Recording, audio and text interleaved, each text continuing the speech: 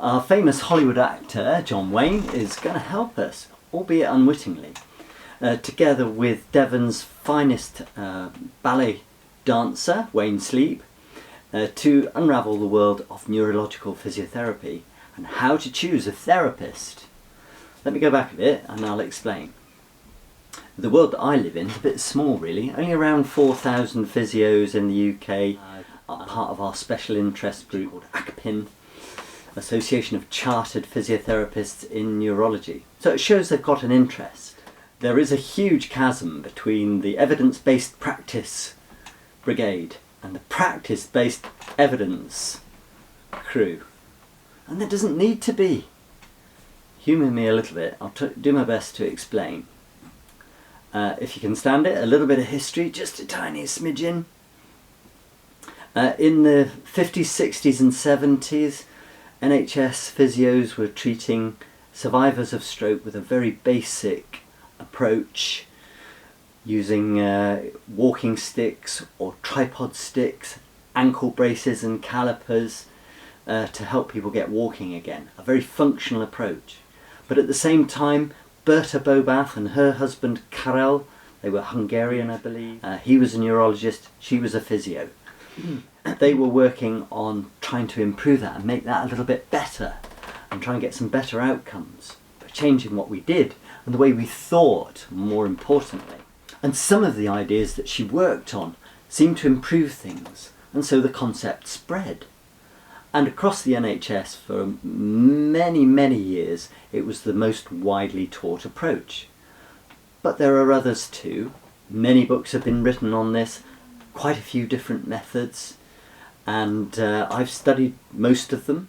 Treating patients using the Bobath method mostly is about believing and thinking that there's better quality to be had if you work at the small details.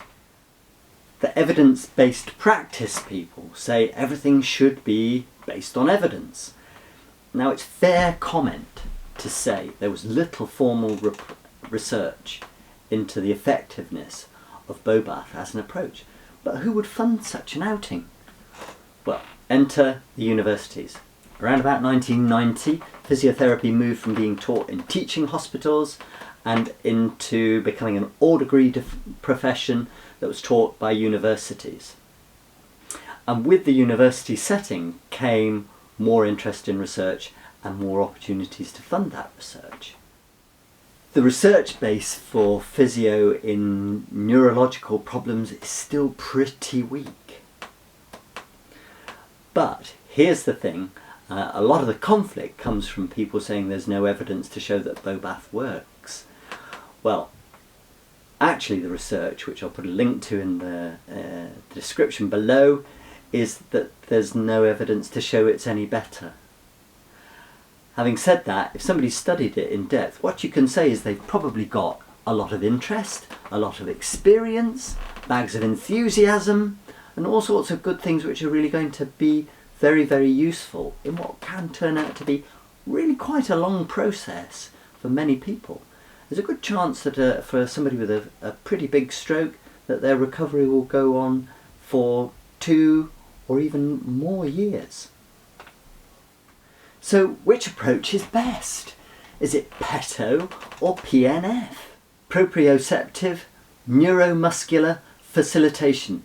Let's call it PNF. Motor relearning, that's a concept and a system worked out by Carr and Shepherd, the big Australian leaders in neurophysio. And then, as somebody who's studied the Bobath concept extensively over more than 35 years, this is my view on it. It's a way of thinking. So I don't know how you research that or test it. All of the other methods that I've mentioned, PNF, CIMT, Carr and Shepherd, PETO, Johnston, those are techniques. And I use them all. And I've worked with some of our superstar Bobath tutors. I've worked with Patty Shelley, I've worked with Lynn Fletcher, and I've worked with Lindsay Smith and Alan Johnston and some of our most well-known therapists across the UK, and they all use elements taken from other methods, other techniques. It's just the way they think about it, which is to say that the details are important.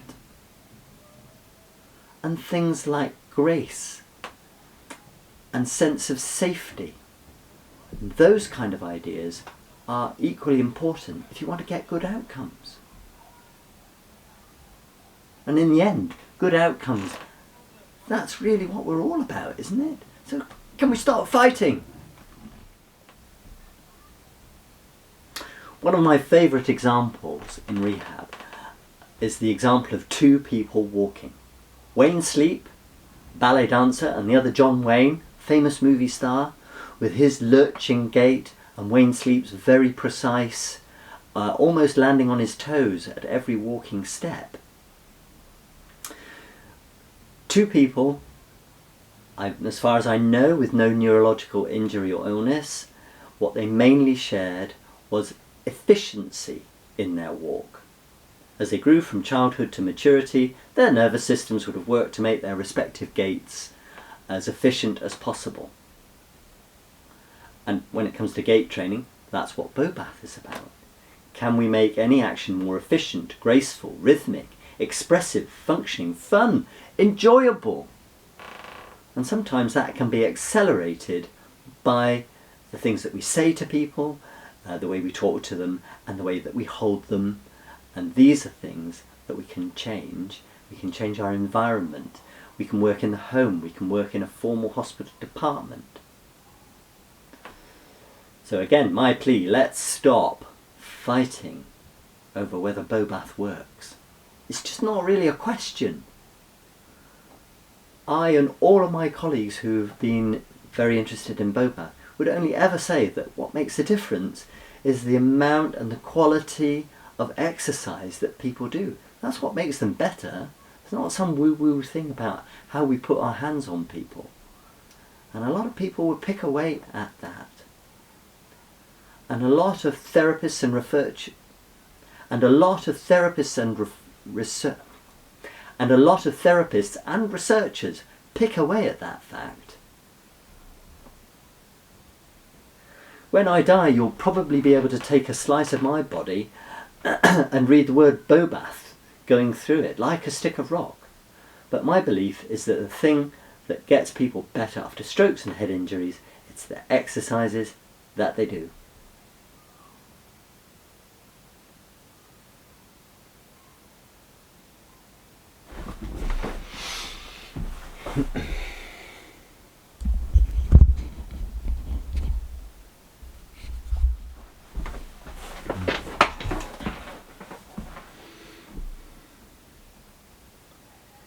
If you're looking for somebody to be your physiotherapist, of course I would encourage them to be someone.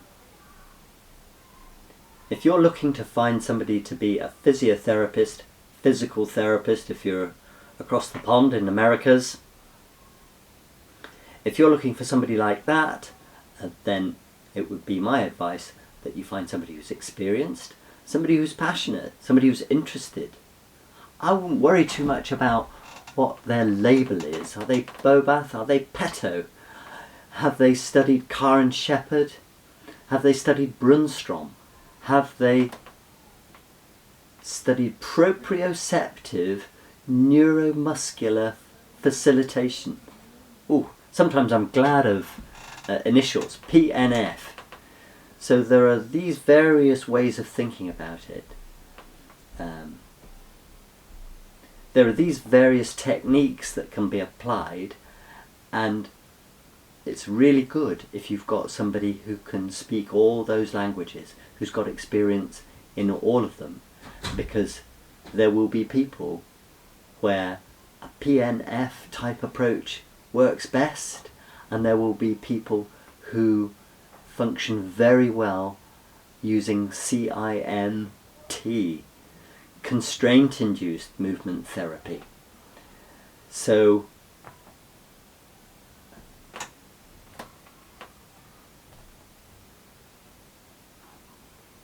So find someone experienced, find somebody who might borrow from all of these schools of thought.